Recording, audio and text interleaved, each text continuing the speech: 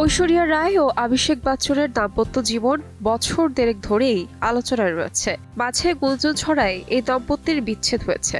তবে এসব গুঞ্জনের মাঝেই তাদের 18তম বিবাহবার্ষিকীতে স্বামী সন্তানকে নিয়ে ছবি দিয়ে ঐশ্বরিয়া স্পষ্ট করে দেন তারা একসঙ্গেই আছেন।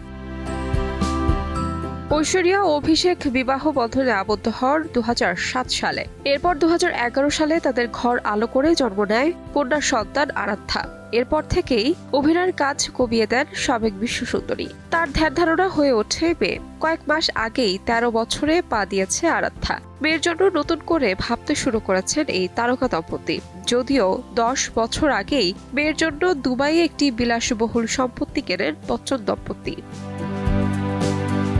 সেই বিলাসবহুল বাড়ির আন্দরে রয়েছে গলফ খেলার মাঠ, বিরাট বাগান, ঝর্ণা, বিশাল পুল সহ যাবতীয় আধুনিক ব্যবস্থাপনা।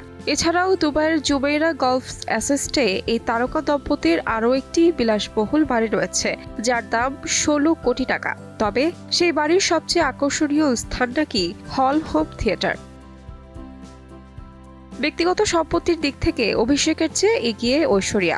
অভিনেত্রীর মোট সম্পত্তির পরিমাণ 776 কোটি টাকা।